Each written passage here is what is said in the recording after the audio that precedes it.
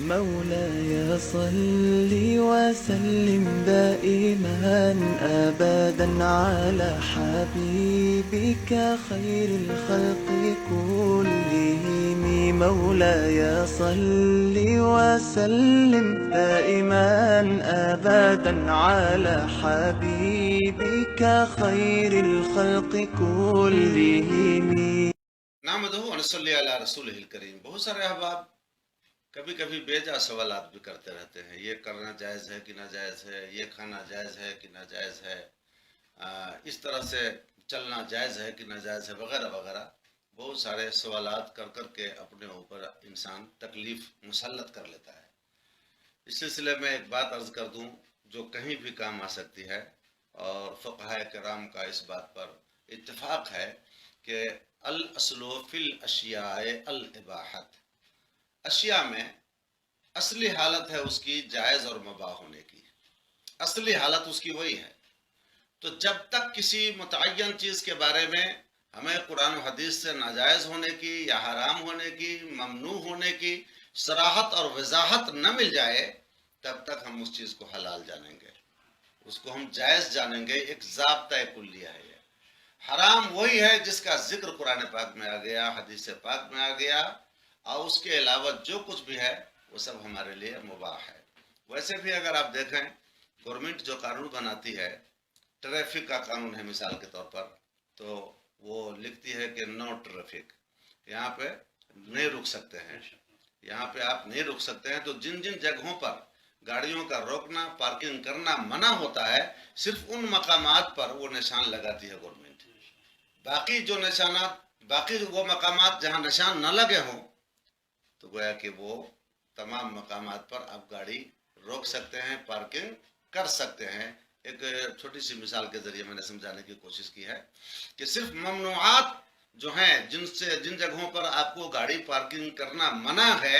صرف ان جگہوں پر نشان لگایا جاتا ہے، باقی جگہوں پر خالی چھوڑ دیا جاتا ہے۔ تو خالی چھوڑنا اس بات کی دلیل ہے کہ یہاں پہ آپ پارکنگ کر سکتے ہیں، یہاں پہ مناہی نہیں ہے۔ تو اسی طریقے سے آپ سمجھ جائیں، مثال میں نے صرف ذہن میں اتارنے کے لیے دیا ہے کہ جن جن چیزوں کو اللہ نے حرام قرار دیا اور اس کے محبوب صلی اللہ تعالی علیہ وسلم نے حرام قرار دیا ہے، وہ تمام کے تمام چیزیں تفصیل کے ساتھ بیان ہو گئی ہیں۔ اب اس کے علاوہ جو چیزیں بچ جاتی ہیں، گویا کہ وہ جائز کے کھاتے میں آ جاتی ہیں، مباح کے کھاتے میں آ جاتی ہیں۔ تو ان چیزوں کے بارے میں کھود کھود کے، کرید کر کے پوچھنے کی ضرورت نہیں رہ جاتی ہے۔ یہ اسلام کے اندر اتنی گنجائش رکھی گئی ہے، یرید اللہ بکم الیسر ولا یرید بکم العسر، اللہ تعالیٰ تم سے آسانی چاہتا ہے، تم پر دشواری وہ نہیں چاہتا ہے۔ لہذا خواہ مخواہ کبھی کبھی بلا وجہ سوال کر کے لوگ اپنے اوپر دشواری پیدا کر لیتے ہیں۔ حضرت عمر رضی اللہ تعالیٰ عنہ کے مجھے ان کی حدیث یاد آئی، موطا امام محمد کے اندر یہ حدیث موجود ہے کہ کچھ صحابہ کرام مجاہدین اسلام کو لے کے آپ سفر فرما رہے تھے، ایک جگہ پانی کا کنواں نظر آیا، تو کنواں نظر آیا جس میں اونچی مڈیر نہیں لگی تھی، تو آپ نے وہاں پڑاؤ ڈالا اور سوچا کہ اس جگہ رکتے ہیں، پانی کا انتظام ہے، یہاں پانی موجود ہے، تو اسی سے ہم وضو بھی کریں گے، غسل بھی کریں گے، اپنے جانوروں کو بھی پانی پلائیں گے۔ تو اس حساب سے آپ وہاں رک گئے۔ تو بعض صحابی نے وہاں کے قریبی لوگوں کو دیکھا تو اس سے پوچھنا شروع کر دیا کہ کیا اس حوض پر درندے بھی آتے ہیں؟ پوچھنے کا مقصد یہ تھا کہ اگر درندے آتے ہوں گے تو ظاہر بات ہے مڈیر تو ہے نہیں، تو وہ پانی پی لیتے ہوں گے، اور جس پانی میں، جس مائع قلیل میں درندہ منہ ڈال دے تو ظاہر بات ہے کہ وہ پانی قابل استعمال نہیں رہے گا۔ تو اس لیے انہوں نے پوچھا کہ کیا اس پر درندے آتے ہیں؟ تو حضرت عمر فاروق اعظم رضی اللہ تعالی عنہ نے فرمایا لا تخبرنا، ہمیں مت بتاؤ، ہمیں اس کے بارے میں مت بتاؤ۔ جس سے پوچھا تھا ان صحابی نے، اس کو منع فرما دیا آپ نے کہ ہمیں مت بتاؤ، اس کے بارے میں ہمیں جانکاری مت دو۔ اور پھر آپ نے پوچھنے والوں کو ذرا ناراضگی کے ساتھ بتایا کہ ہم پردیس میں ہیں، سفر میں ہیں، ہمارے پاس پانی کی قلت ہے، پانی موجود نہیں ہے، اگر یہ بتا دے گا کہ ہاں درندے آتے ہیں تو اس جانکاری کے بعد اب ہمارے لیے استعمال کرنا اس کا ناجائز ہو جائے گا، اور جب تک ہم کو جانکاری نہیں ہے تب تک ہم استعمال کر سکتے ہیں۔ اس حدیث سے بہت بڑی چیز ہم کو کیا مل گئی کہ ہمیں خواہ مخواہ کے لیے کرید کرید کر کے پوچھنے کی ضرورت نہیں رہ جاتی ہے، کیونکہ جب تک آپ نے پوچھا نہیں ہے، جانکاری نہیں ہے، تب تک آپ کھائیں گے کوئی دقت نہیں ہے، کیونکہ اس پر مواخذہ نہیں ہوگا آپ کو۔ اللہ تبارک و تعالیٰ کی بارگاہ میں اگر سوال بھی ہوگا تو آپ جواب دے سکتے ہیں کہ یا اللہ ہمیں پتہ نہیں تھا، لیکن آپ نے پوچھ دیا، معلوم کر لیا، اور ناجائز کا حرام کا جب حکم آ گیا پھر آپ استعمال کریں گے تو اس کا ایک تو تکلیف دنیا میں کہ آپ اس سے بہراور نہیں ہو سکے، اور دوسری تکلیف عاقبت میں کہ اللہ تبارک و تعالیٰ پکڑ فرمائے گا کہ جب تمہیں پتہ چل گیا کہ اس کا استعمال ناجائز تھا، حرام تھا، پھر تم نے استعمال کیوں کیا۔ تو یہ بہت بڑی چیز ہے جس کو ہمیشہ ہمیں یاد رکھنے کی ضرورت ہے۔ تعلق سے میں چند آیتیں بھی پیش کر دیتا ہوں کہ اصل اشیاء میں مباح ہونا ہے، جائز ہونا ہے۔ اس کے بارے میں قرآن عظیم میں آیا سورہ بقرہ میں آیت نمبر 29 میں، هو الذی خلق لکم ما فی الارض جميعا، وہی پروردگار ہے جس نے تمہارے نفع کے لیے زمین کی ساری چیزوں کو بنایا ہے۔ اب زمین کی ساری چیزوں کو اللہ تبارک و تعالیٰ نے ہمارے نفع کے لیے، لکم میں لام انتفاع کے لیے ہے، یعنی ہمارے نفع کے لیے، ہم اس سے نفع اٹھائیں، اس لیے اللہ تبارک و تعالیٰ نے زمین کی ساری چیزوں کو بنا دیا ہے۔ تو جب تک دلیل حرمت، کسی متعین چیز کے بارے میں دلیل حرمت نہ آ جائے، تب تک وہ ساری کے ساری چیزیں اس آیت کریمہ کی روشنی میں ہمارے لیے وہ حلال رہیں گی، اور اس سے نفع اٹھانا ہمارے لیے مباح رہے گا۔ اسی طریقے سے دوسری آیت کریمہ ہے وَسَخَّرَ لَكُم مَّا فِي السَّمَاوَاتِ وَمَا فِي الْأَرْضِ جَمِيعًا مِّنْهُ، تمہارے لیے اپنی طرف سے زمین اور آسمان کی اور زمینوں کی ساری چیزوں کو اللہ تبارک و تعالیٰ نے مسخر کر دیا ہے، تمہارے تابع کر دیا ہے، تاکہ تم ان تمام چیزوں سے فائدہ اٹھاؤ، ان کو اپنی ضروریات میں استعمال کرو، اپنی زندگی میں ان کو لاؤ۔ تمہارے لیے زمین اور آسمان کی ساری چیزوں کو اللہ نے تمہارے لیے مباح کر دیا ہے، مسخر کر دیا ہے۔ یہ آیت کریمہ بھی بتاتی ہے کہ زمین و آسمان کی ساری چیزیں ہمارے لیے حلال ہیں، جب تک کہ کسی متعین اور مخصوص شے کے بارے میں دلیل حرمت نہیں آ جائے۔ یہ بھی آیت کریمہ اس بات کو بتا رہی ہے۔ اس کے بعد ہے تیسری آیت کریمہ، الم تروا ان اللہ سخر لکم ما فی السماوات وما فی الارض واسبغ علیکم نعمہ ظاہرۃ وباطنہ۔ اس آیت کریمہ سے بھی یہی پتہ چلتا ہے کہ اللہ تبارک و تعالیٰ نے اپنی ظاہری اور باطنی نعمتیں ہم پر اڈیل دیا ہے، اور ان تمام نعمتوں کو ہمارے لیے مسخر کر دیا ہے۔ تو ہمارے لیے گویا کہ اس کا استعمال جائز ہے۔ اصلی حالت کسی بھی شے کی یہی ہے کہ وہ ہمارے لیے مباح ہے، ہم اس کا استعمال کریں۔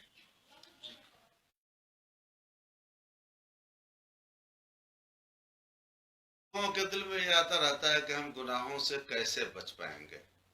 گناہ تو ہماری زندگی میں ہے، ہم کیسے اس سے بچ پائیں، اور بچنے کی تدبیر کیا ہوگی۔ اس طرح بھی کچھ لوگوں کے خیالات ہوتے ہیں، سوالات ہوتے رہتے ہیں۔ تو مجھے حضرت ابراہیم بن ادھم رضی اللہ تعالیٰ عنہ کی ایک بات یاد آئی۔ آپ کے پاس ایک شخص آیا، اس نے کہا کہ حضور میں بڑا گناہ گار ہوں، میری زندگی گناہوں میں لت پت ڈوبی ہوئی ہے، اور میری سیاہ کاری سے میرے نامہ اعمال بھرے ہوئے ہیں، کوئی تدبیر ایسی بتائیے جو مجھے گناہوں سے الگ کر دے۔ تو آپ نے فرمایا کہ جب تمہارے دل میں گناہ کرنے کا ارادہ ہو جائے تو اللہ کا رزق کھانا چھوڑ دو۔ وہ شخص حیران ہوا، کہنے لگا حضور یہ کیسے ہو سکتا ہے، رزق تو اسی کا ہے، سب جو کچھ بھی ہم کھاتے ہیں وہی ہے، رزاق تو وہی ہے، پھر ہم اس کا رزق کھانا چھوڑتے ہیں تو پھر کھائیں کیا؟ تو انہوں نے پھر فرمایا کتنی شرم کی بات ہے کہ اسی کا رزق کھاؤ اور اسی کی نافرمانی کرو، کتنی شرم کی بات ہے۔ یہ تم خیال کر لینا، گناہوں سے تمہارے قدم ہٹنے لگ جائیں گے۔ پھر اس کے بعد فرماتے ہیں جب تمہارے من میں یہ خیال آنے لگ جائے کہ ہم گناہ کریں، گناہ کرنے کا بالکل تمہارا ارادہ پکا ہو جائے، تو پھر اس وقت اللہ کی ملکیت سے نکل جانا، اللہ کی ملکیت سے نکل جانا، پھر گناہ کر لینا۔ انہوں نے کہا یہ کیسے ہو سکتا ہے حضور، ملک تو سارا خدا ہی کا ہے، زمین آسمان، زمین کا گوشہ گوشہ، چپا چپا، دریا سمندر، خشکی بری بحری، ساری چیزیں، ساری زمین تو اسی کی ہیں، پھر ہم کہاں نکل جائیں گے؟ تب کہتے ہیں کہ کتنی شرم کی بات ہے کہ اسی کی ملکیت میں رہو اور اسی کا گناہ بھی کرو۔ یہ باتیں اس آدمی کے دل پہ ایک دم ٹکتی چلی گئی، اثر کرتی چلی گئی۔ پھر فرماتے ہیں جب تمہارے من میں گناہ کرنے کا بالکل پختہ عزم ہو جائے تو تم ایسا کرنا کہ منکر نکیر کو قبر میں سوالات جب کرنے آئے تو اس کو ہٹا دینا۔ کہا حضور یہ کیسے ہو سکتا ہے، ہم کیسے اس کو ہٹا دیں گے؟ تو آپ نے فرمایا یہ کتنی شرم کی بات ہے کہ جب تم منکر نکیر کو ہٹا نہیں سکتے، وہ تم سے سوال کریں گے تو جس آدمی کو اتنا پورا یقین ہو کہ نکیرین ہم سے سوالات کریں گے، پھر وہ گناہ کیسے کرے گا، پھر وہ کس طرح سے گناہ کی جرات کرے گا؟ اس طریقے سے اور بھی باتیں آپ نے فرمایا، اور اس آدمی کے دل پر آپ کی باتیں نقش کرتی چلی گئی، اور پھر وہ آپ کے دربار سے جب اٹھا تو اس عزم کے ساتھ اٹھا کہ اب ہم اللہ کی نافرمانی نہیں کریں گے، چونکہ رہنا ہے اسی کے ملک میں، سانس لینا ہے اسی کی ہوا میں، کھانا ہے اسی کا رزق، اور پھر اسی کا سامنا بھی کرنا ہے، تو بھلا ہم گناہ کس انداز سے کریں، کس منہ سے کریں؟ تو اس طرح سے گناہوں سے بچتا چلا گیا۔ اور مذہب اسلام کے اندر یہ ایک تصور بہت عظیم تصور ہے کہ آدمی اپنے خدا کو ہمیشہ اپنے پاس موجود محسوس کرے، خدا کی نگاہ قدرت سے اپنے آپ کو جب وہ سمجھ لے گا کہ میں محفوظ نہیں ہوں، بچا ہوا نہیں ہوں، وہ تو محیط ہے، بکل شیء علیم ہے۔ جب اس بات کا تصور اس کو مضبوط ہوگا کہ میری ہر نقل و حرکت پہ میرے خدا کی نگاہ قدرت ہے، تو یقیناً وہ گناہ سے بچنے کا حوصلہ اپنے اندر پائے گا، گناہ سے بچنے کی صورت اس کے اندر آئے گی۔ اللہ کے حبیب صلی اللہ علیہ وسلم کی بارگاہ میں جبریل امین علیہ الصلوۃ والتسلیم حاضر آئے، کئی سوالات انہوں نے کیے تھے۔ اس کے بعد انہوں نے پوچھا تھا مل اخلاص، مل احسان، احسان کے بارے میں پوچھا، اخلاص کے بارے میں پوچھا، تو آپ صلی اللہ تعالی علیہ وسلم نے فرمایا تھا ان تعبد اللہ کأنک تراہ، عبادت کرو اللہ کی اس حال میں، اس طرح گویا کہ تو اپنے معبود کو دیکھ رہے ہو، اپنی نظر سے اپنے معبود کو تم دیکھ رہے ہو، اور یوں تصور کرو کہ تیرا معبود تیرے سامنے ہے اور تم اپنے رب کو دیکھ رہے ہو اور دیکھ دیکھ کر عبادت کر رہے ہو۔ اب جو انسان ایسا مضبوط تصور کر لے گا کہ ہمارا رب، ہمارا پروردگار، ہمارا معبود جس کے لیے ہم عبادت کر رہے ہیں، ہم اس کو دیکھ رہے ہیں، تو ظاہر سی بات ہے کہ اس کی عبادت کا تو انداز ہی بدل جائے گا۔ اب وہ عبادت میں اپنے دلوں کو دوسری طرف نہیں لے جائے گا، نگاہوں کو دوسری طرف نہیں لے جائے گا، خیالات کو دوسری طرف نہیں لے جائے گا، اپنے احساسات، اپنے خیالات، اپنے تصورات کو صرف اور صرف ذات خدا کی طرف وہ محو کرے گا۔ اور ظاہر بات ہے جب اس انداز کی وہ نماز پڑھے گا تو اس کی وہی نماز اس شان کی ہو جائے گی جس کے بارے میں قرآن پاک میں آیا ان الصلاۃ تنہی عن الفحشاء والمنکر، بے شک نماز فحش اور منکر باتوں سے روک دیتی ہے۔ اس طرح کی نماز پڑھے گا تو یقیناً وہ نماز فحش اور منکر باتوں سے روک دے گی۔ پھر آگے آپ نے ارشاد فرمایا صلی اللہ علیہ وسلم فَإِن لَمْ تَكُنْ تَرَاهُ فَإِنَّهُ يَرَاكَ، اگر تمہیں یہ تصور نہ ہو سکے، تم یہ تصور نہ مان سکو، اور اس مرتبہ بلند پر تمہارا تصور نہ جا سکے کہ تم اپنے خدا کو دیکھ پاؤ، تو کم سے کم اتنا تو سوچ لو کہ تیرا خدا تجھے دیکھ رہا ہے بوقت عبادت۔ تم یہ تصور کر لو کہ تیرا مولا، تیرا رب، تیرا پروردگار، تیرا خدا، تیرا معبود تجھے دیکھ رہا ہے۔ اب ظاہر سی بات ہے، آپ اندازہ کریے کہ جو آدمی یہ تصور کرے گا کہ میرا رب میری نماز پڑھنے کا انداز دیکھ رہا ہے، میری عبادت کو دیکھ رہا ہے، میری کیفیت عبادت کو میرا پروردگار دیکھ رہا ہے، تو پھر اس کی عبادت کا اور نماز پڑھنے کا انداز بھی کیسا ہو جائے گا؟ تب تو حضرت علی کی نماز یاد آ جائے گی، زانوے مبارک میں تیر لگی اور وہ تیر کھینچی نہیں جا رہی تھی، درد سے بلبلا اٹھتے تھے، اور جب آپ نماز میں گئے تو آرام سے وہ تیر نکالی گئی، طاقت سے نکالی گئی۔ نماز کے بعد آپ فرماتے ہیں کہ تیر نہیں دیکھتا ہوں، کیا نکال لی گئی؟ لوگوں نے کہا ہاں حضور نکال لی گئی۔ تو آپ نے فرمایا قسم وحدہ لا شریک کی، مجھے تو ذرا بھی علم ہی نہیں ہوا۔ تو یہ گناہوں سے بچنے کے لیے سب سے بہترین یہ ہے کہ آدمی اپنے رب کو ہمیشہ اپنے احوال کا نگراں تصور کرے۔ تو گناہوں سے بچیں گے اس کے قدم مولاي صل وسلم دائما أبدا على حبيبك خير الخلق كلهم